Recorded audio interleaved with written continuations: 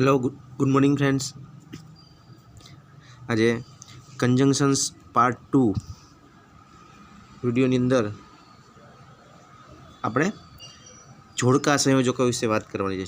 જોડકા સંયોજક એટલે શું?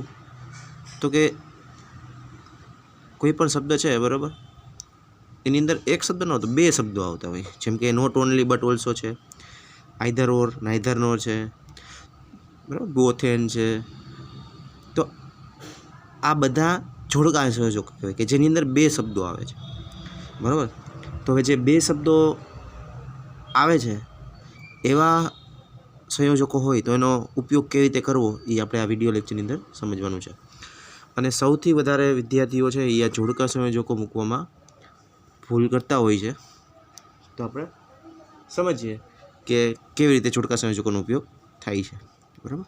આપણે કંજંક્શન્સ પાર્ટ 1 ની અંદર તમે બટ, યેટ, સ્ટીલ, ધો, ઓલ્ધો, ઇવન ઇફ, ઇવન ધો આ બધા વિશે આપણે ચર્ચા કરેલી છે, બરાબર, ઓર અધરવાઇઝ।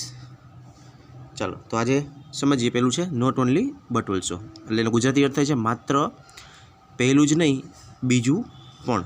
જો ભારપૂર્વક કહેવા માટે કે ભાઈ મારે પહેલી વસ્તુ નહીં, બરાબર, બીજી વસ્તુ પણ જોઈ છે એમ, બરાબર, ભારપૂર્વક જ્યારે દર્શાવવું હોય ત્યારે નોટ ઓનલી બટ ઓલ્સોનો ઉપયોગ થાય છે, બરાબર। તો એનું પહેલું એક્ઝામ્પલ છે જોઈએ કે ભાઈ હી પ્લેસ ક્રિકેટ, જો અહીંયા છે કે he plays cricket, he plays hockey too, કે ભાઈ તે ક્રિકેટ રમે છે, અને બીજું વાક્ય છે કે તે હોકી પણ રમે છે। હવે જ્યારે તમારે આને નોટ ઓનલી જો ભારપૂર્વક કે ભાઈ હોકી નહીં ક્રિકેટ પણ રમે છે એવું કહેવાનું હોય, બરાબર, હોકી રમે છે અને ક્રિકેટ પણ રમે છે, તો જ્યારે ભારપૂર્વક કહેવું હોય ત્યારે નોટ ઓનલી બટ ઓલ્સોનો ઉપયોગ થાય છે। હવે આ વાક્યને જોડવું કેવી રીતે એ ખાસ સમજો, કારણ કે મેં તમને શરૂઆતમાં જ કીધું કે સૌથી વધારે વિદ્યાર્થીઓ છે એ જોડકા સંયોજકોમાં ભૂલ કરતા હોય છે। તો શરૂઆત કરીએ। સૌથી પહેલાં જો જ્યારે જોડકા સંયોજકો હોય ને ત્યારે શું કરવાનું કે પહેલાં તો તમે મેથ્સની અંદર જેમ કોમન કાઢતા હતા એમ કોમન કાઢવાનું। આ બે વાક્ય છે એમાં કોમન શું છે? કોમન કઈ બાબત છે? તો કે હી પ્લેસ છે એટલું કોમન છે બેયમાં, તો જે કોમન હોય ને એ એક જ વાર આવે, બરાબર, કોમન કાઢવાનું। તો હી પ્લેસ એટલે આપણે લખ્યું અહીંયા હી પ્લેસ, ચાલો આટલું સમજાય, બરાબર। પહેલાં કોમન કાઢવાનું, પછી પહેલી બાબત સાથે પહેલું સંયોજક અને બીજી બાબત સાથે બીજું સંયોજક। તો પહેલી બાબત કઈ છે? તો કે ક્રિકેટ, અને બીજી બાબત કઈ છે? આ બાબત એક ક્રિકેટ, બીજી બાબત કઈ? તો કે હોકી।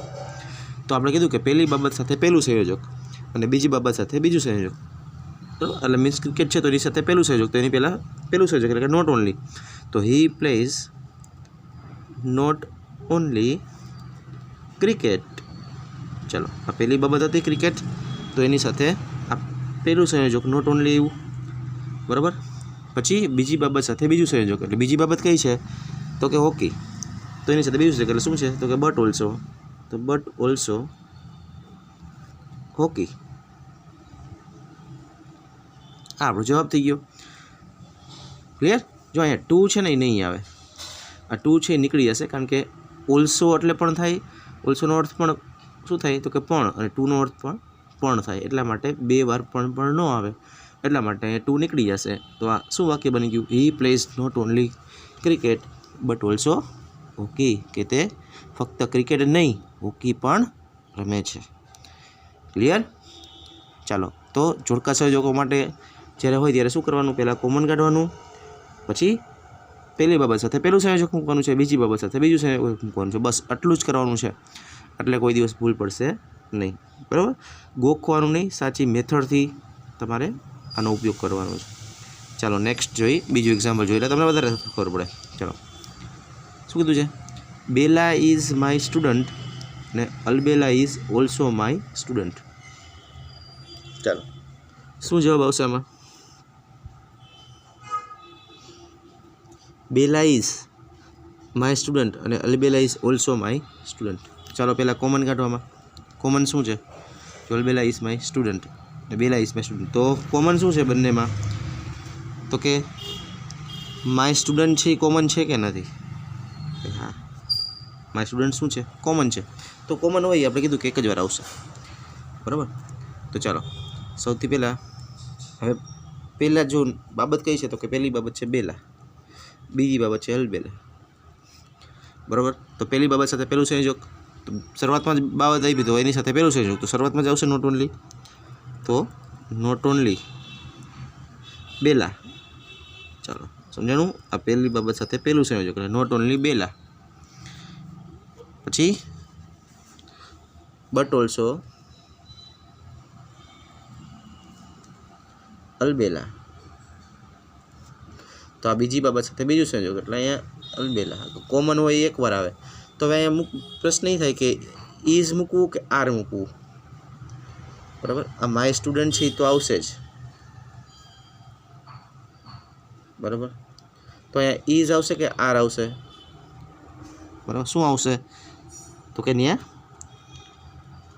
ઇઝ આવશે. ઘણા જો અહીંયા ઉતાવળે છે ને આર મૂકી દે છે, તો આર નહીં આવે, ઇઝ આવશે. શું કામ કે માય સ્ટુડન્ટ છે એક વચન છે કે બહુવચન છે, એક વચન છે, એને ધ્યાનમાં લઈને આપણે મૂકીએ છીએ. હવે જો અહીંયા ઘણા એવું વિચારે કે ભાઈ અહીંયા તો બે બાબત આવી, બેલા અને અલબેલા, તો કેમ આર ન આવે, બરાબર. ઇઝ જ શું કામ આવે તો સમજો. તો આનું ગુજરાતી શું થાય કે ફક્ત બેલા જ નહીં, અલબેલા પણ મારી વિદ્યાર્થી છે, આવું બોલીએ કે નહીં.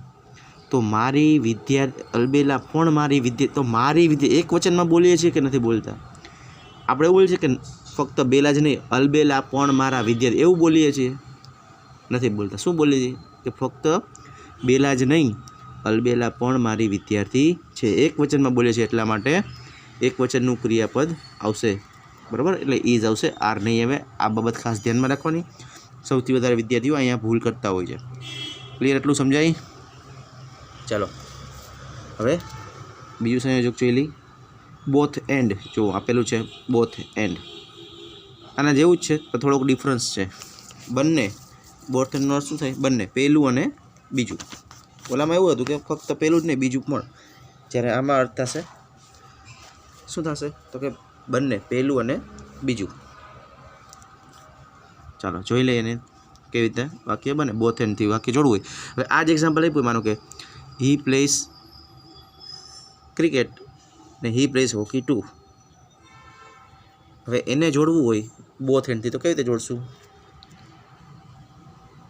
કે જોડકા સંયોજકો છે એટલે આપણે નક્કી કર્યું એ રીતે જ જોડવાનું છે કે પહેલાં કોમન કાઢો, પછી પહેલી બાબત સાથે પહેલું સંયોજક અને બીજી બાબત સાથે બીજું સંયોજક. તો શું જવાબ આવે એનો જુઓ તો તમે, તો કે he place, he પ્લેસનું he place તો આવશે જ. હવે પહેલી બાબત સાથે પહેલું સંયોજક તો બોથ છે, તો એ બોથ આવશે, બોથ, બરાબર. ક્રિકેટ, પહેલી બાબત છે ક્રિકેટ, તો ક્રિકેટ પહેલી બાબત. પછી એન્ડ, તો બીજું સંયોજક, બીજી બાબત હતી હોકી, તેની સાથે બીજું સંયોજક તો હોકી. આપણો જવાબ થઈ ગયો આ બીજી બાબત.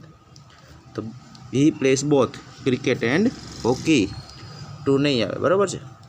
તો આ રીતે આન્સર બને. તો આ બોથ એન્ડનો ઉપયોગ થયો. ક્લિયર? તો બોથ એન્ડથી પણ આ જ રીતે બીજું વાક્ય બનાવો. ચાલો જુઓ શું છે. Bela is my student, Albela is also my student. Both એન્ડથી જોડો. ચાલો શું આવશે? પહેલી બાબત સાથે પહેલું સંયોજક એટલે બોથ, બેલા આ પહેલી બાબત છે, બરાબર. એટલે પહેલું સંયોજક એની સાથે એન્ડ, અલબેલા, અલબેલા બીજી બાબત છે એટલે એની સાથે બીજું સંયોજક. તો બોથ બેલા એન્ડ અલબેલા ખાલી જગ્યા માય સ્ટુડન્ટ્સ. જો અહીંયા હવે અહીંયા ધ્યાન રાખજો, સ્ટુડન્ટ્સ આવશે. અહીંયા બહુવચન. જો બેમાં ડિફરન્સ શું છે? જો નોટ ઓનલી અને બટ ઓલ્સોને સમજો. હવે અહીંયા શું આવશે તો કે આર આવશે. જોજો અહીંયા શું હતું કે એક વચનમાં હતું કે ફક્ત માત્ર આ પહેલું, માત્ર પહેલું જ નહીં બીજું પણ. જ્યારે આમાં શું છે કે બંને બાબતની વાત છે કે બંને, પહેલું અને બીજું પણ, બરાબર. બંને, પહેલું અને બીજું. તો આપણે શું કહીએ કે બોથ, બંને, બેલા અને અલબેલા મારા વિદ્યાર્થીઓ છે એવું બોલીએ આપણે. જો એટલા માટે મારા વિદ્યાર્થી માટે માય સ્ટુડન્ટ્સ આવી ગયું. અને અહીંયા શું બોલીએ, બરાબર, માય સ્ટુડન્ટ્સ. તો એની સાથે હંમેશા બહુવચનનું ક્રિયાપદ. તો બોથ એન્ડમાં શું આવે છે? જેનો અર્થ શું થાય? બંને, પહેલું અને બીજું. તો જો અહીંયા જ્યારે નોટ ઓનલી બટ ઓલ્સોથી જોડતા હોય ત્યારે સહાયકારક તરીકે ઇઝ આવે છે ને અહીંયા શું આવે છે, આર આવે છે. આ બાબત ખાસ ધ્યાનમાં રહેવાની તમારે. ક્લિયર એટલું? હવે જોજો અહીંયા એક ખાસ આ ભૂલ ન થાય, કારણ કે આનું ગુજરાતી જ કરવાનું કે બોથ, પહેલું અને બીજું. તો હવે અહીંયા જુઓ ગુજરાતી કરો તો શું થાય, આપણે એવું બોલીએ કે બોથ બંને, બેલા અને અલબેલા. મારી વિદ્યાર્થી એવું બોલીએ કે મારા વિદ્યાર્થીઓ છે, બોલીએ શું બોલીએ તો કે મારા વિદ્યાર્થીઓ છે એવું બોલીએ. એટલા માટે અહીંયા માય સ્ટુડન્ટ્સ થઈ ગયું. જો જ્યારે તો અહીંયા એવું જ હતું કે ફક્ત બેલા જ નહીં, અલબેલા પણ મારી વિદ્યાર્થી એવું બોલતા હતા, ત્યારે અહીંયા મારા વિદ્યાર્થીઓ છે એવો અર્થ નીકળે છે. એટલા માટે અહીંયા આર આવશે અને અહીંયા શું થઈ જશે, સ્ટુડન્ટ્સ. ક્લિયર? તો જ્યારે નોટ ઓનલી બટ ઓલ્સો હોય ત્યારે એક આ બાબત ખાસ ધ્યાનમાં લેવાની છે, બરાબર. અને જોડકા સંયોજકો હોય ત્યારે આપણે જે મેથડ યુઝ કરી હતી એ જ રીતે ઉપયોગ કરવાનો છે કે પહેલાં કોમન કાઢવાનું છે, પછી પહેલી બાબત સાથે પહેલું સંયોજક અને બીજી બાબત સાથે બીજું સંયોજક, બરાબર. ત્યાર પછી જો નેક્સ્ટ આઈધર ઓર અને નાઈધર નોર તમે ભણી દઈએ છો, છતાંય આમાં તમે ભૂલ કરતા હોય કેવી રીતે જવાબ લખો, બરાબર. આઈધર ઓર એટલે પહેલું અથવા બીજું હકાર દર્શાવે, બરાબર. કાં આ આઈધર ઓર, કાં પહેલું ને કાં અથવા બીજું, તો એ હકાર દર્શાવે. જ્યારે નાઈધરનો છે નકાર દર્શાવે છે, બરાબર. એમાં શું થાય, ન તો પહેલું ન તો બીજું, એક કંઈ નહીં, બેમાંથી એક પણ નહીં એવો અર્થ દર્શાવવા માટે નાઈધરનો ઉપયોગ થઈ જાય. હવે ચાલો આનાથી વાક્ય જોડવાનું હોય તો કેવી રીતે જોડશું કે he will take cold drinks અને હી વિલ ટેક આઈસ્ક્રીમ. શું આવશે ચાલો જોવો તો, ટ્રાય કરો કેવી રીતે બનશે વાક્ય. પેલા કોમન કાઢો. કોમન શું છે તો કે હી વિલ ટેક કોમન છે, હી વિલ ટેક કોમન છે, આટલી વસ્તુ કોમન આવે છે.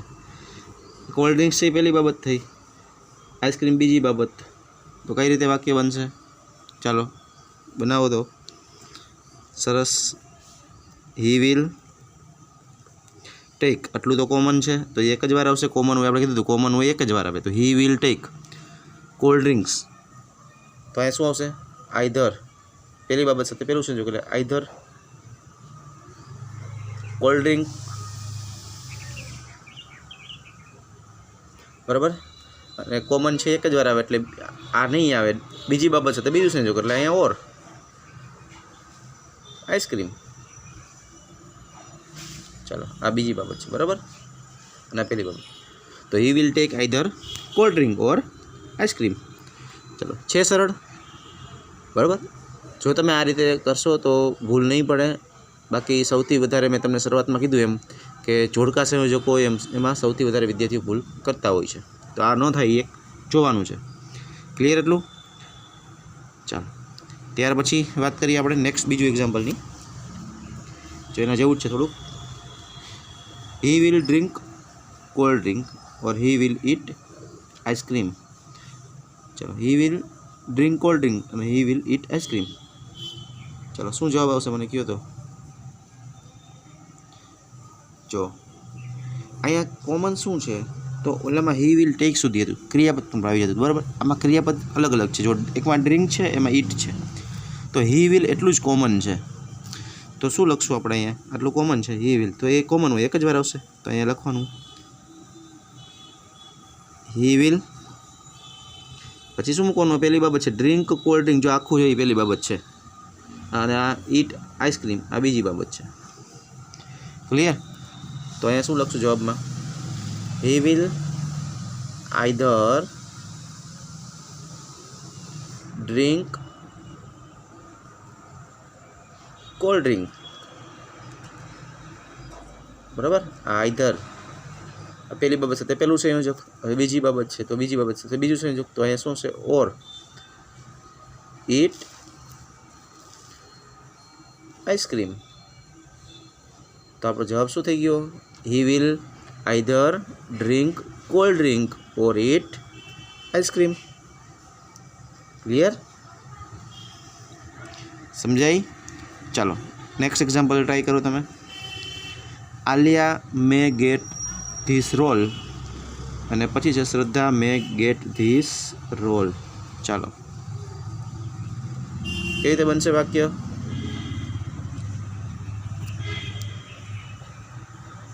આલિયા મે ગેટ ધીસ રોલ અને શ્રદ્ધા મે ગેટ ધીસ રોલ. તો કેવી રીતે બનશે વાક્ય, બનાવો તો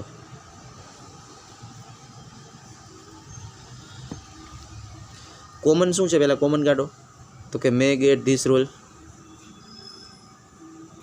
બરાબર. અને બાબત કઈ છે, બાબત નક્કી કરો.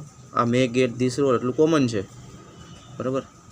અને બાબત કઈ છે તો કે આલિયા એ પહેલી બાબત છે, શ્રદ્ધા એ બીજી બાબત છે.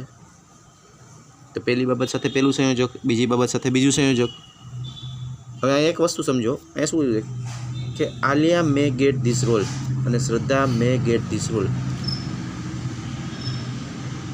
બરાબર. હવે એવું પોસિબલ છે કે એક મૂવી હોય અને એની અંદર બે વ્યક્તિ એક રોલ કરતા હોય?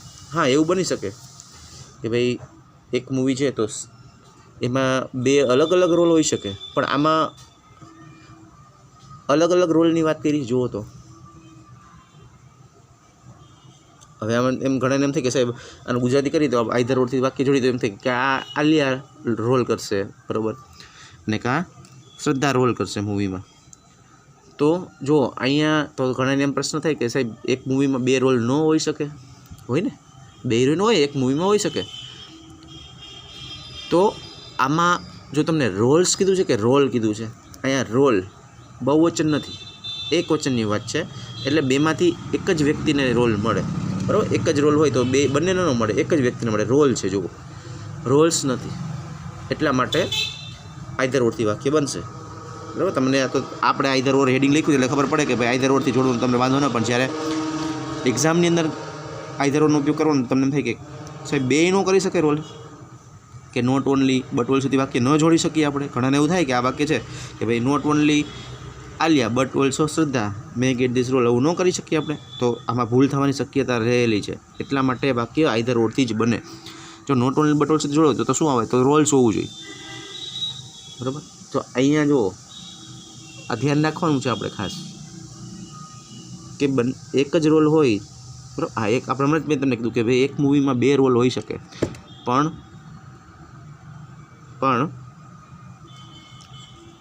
એક જ વ્યક્તિ છે, બરાબર, સેમ રોલ ન કરી શકે. હા, અલગ અલગ રોલ હોઈ શકે. આમાં એક જ રોલની વાત થઈ છે, એટલે બેમાંથી એક જ વ્યક્તિને રોલ મળે. એટલા માટે આઈધર ઓરથી વાક્ય બનશે. ચાલો, શું જોડવાનું છે હવે જુઓ તો પહેલી બાબત છે આલિયા, તો પહેલી બાબત સાથે પહેલું સંયોજક એટલે કે આઈધર, તો શરૂઆતમાં જ આવશે. એટલે ગોખવાનું નહીં કે આઈધર ઓર હોય તો વચ્ચે આવે કે શરૂઆતમાં જ આવે. જે બાબત જ્યાં આપ્યું એની સાથે આવે. પહેલી બાબત આલિયા શરૂઆતમાં આવી તો એની સાથે પહેલાં આવશે. તો આઈધર, આ પહેલી બાબત સાથે પહેલું સંયોજક તો કે આઈધર આલિયા, બરાબર. આ પહેલી બાબત છે એટલે પહેલી બાબત સાથે પહેલું સંયોજક. ઓર બીજી બાબત કઈ છે તો કે શ્રદ્ધા, આઈધર આલિયા ઓર શ્રદ્ધા. કોમન શું છે તો કે મે ગેટ ધીસ રોલ, તો મે ગેટ ધીસ રોલ કોમન છે, તો સિમ્પલ છે. આ રીતે વાક્ય જોડવાનું છે. Either Alia or Shraddha may get this role. Clear? તો not only but also, either or, both and, સમજાય છે, બરાબર. બધા જોડકા સંયોજકો છે જોવાનું. ચાલો નેક્સ્ટ જોઈ લઈ. નાઈધર નોર, ન તો પહેલું ન તો બીજું, નાઈધર નોર. અને આ મેં કીધું કે નકાર અર્થ દર્શાવે છે, તો જ્યારે નકાર અર્થ હોય ત્યારે નાઈધર નોરનો ઉપયોગ કરવાનો છે. જુઓ, નાઈધર નોર, બરાબર. શું છે એક્ઝામ્પલ જુઓ તો, he is not a dancer ને he is not a singer, કે તે ડાન્સર પણ નથી અને સિંગર પણ નથી. તો કોમન શું છે? કોમન કાઢો, જોડકા સંયોજકો છે એટલે જો હી ઇઝ નોટ કોમન છે બંનેની અંદર. અને પહેલી બાબત કઈ છે તો કે ડાન્સર, સિંગર છે એ બીજી બાબત છે. તો પહેલી બાબત સાથે પહેલું સંયોજક. તો અહીંયા ધ્યાન રાખવાનું આપણે ખાસ કે અહીંયા આપણે કીધું કે નાઈધર ઓર નકાર દર્શાવે છે, તો પછી નોટ ન આવે, નોટ નીકળી જશે, બરાબર. તો ખાલી હી ઇઝ જ મૂક, હી ઇઝ નોટ કોમન છે, બરાબર, પણ નોટ નીકળી જાય કારણ કે આપણે નાઈધર મૂકીએ છીએ તો નકાર દર્શાવે છે એટલે નોટ નહીં આવે. તો હી ઇઝ નાઈધર, પહેલી બાબત હવે નોટ નહીં આવે, બરાબર, એટલે એની સાથે પહેલી બાબત આવી ગઈ. તો પહેલી બાબત સાથે પહેલું સંયોજક, તો he is neither a dancer, neither a dancer. બીજી બાબત છે સિંગર, તો નોર અ સિંગર. ક્લિયર? એટલું સમજાય? He is neither a dancer nor a singer.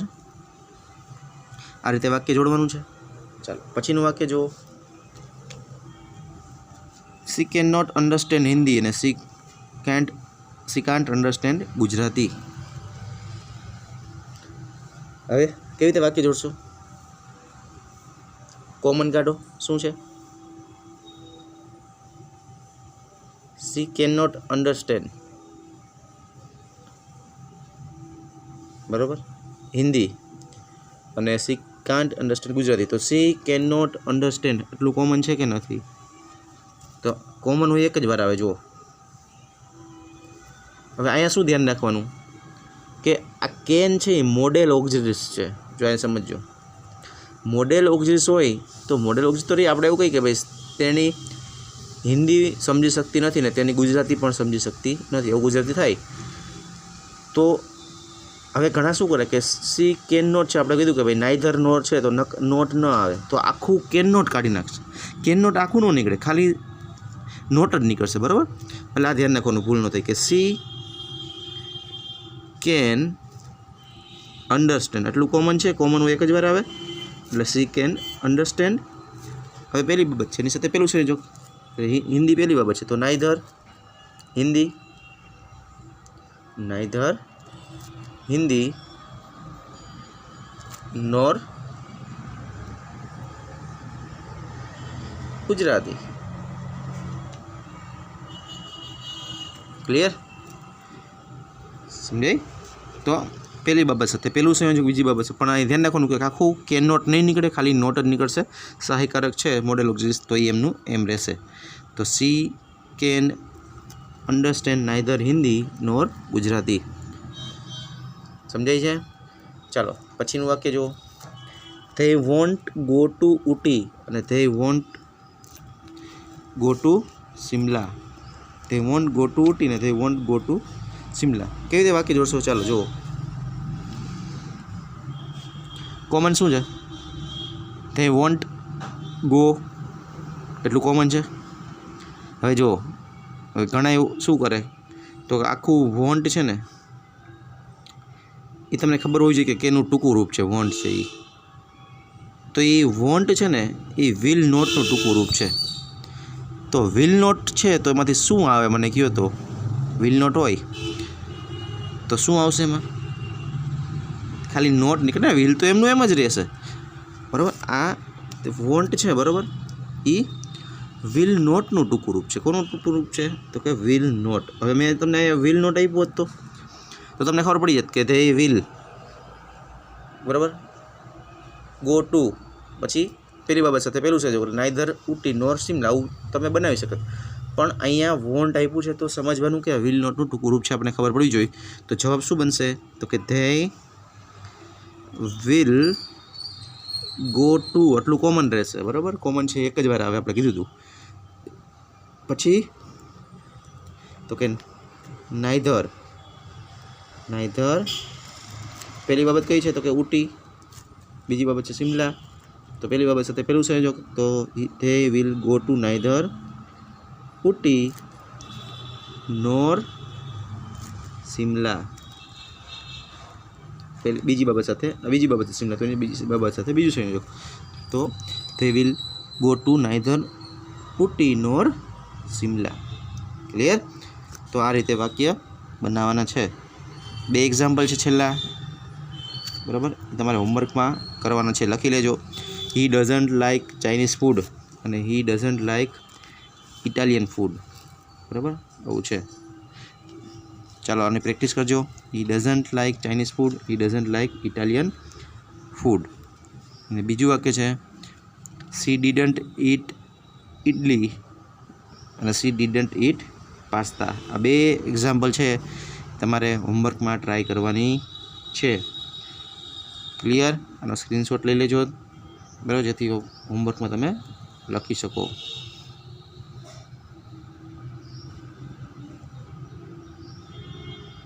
ફરી પાછું રિપીટ કરું. He doesn't like Chinese food, he doesn't like Italian food અને she didn't eat idli, she didn't eat pasta. Okay, તો આ બે એક્ઝામ્પલ તમારે હોમવર્કમાં પ્રેક્ટિસ કરવાની છે. ઓકે, અહીંયા સુધી રાખશું.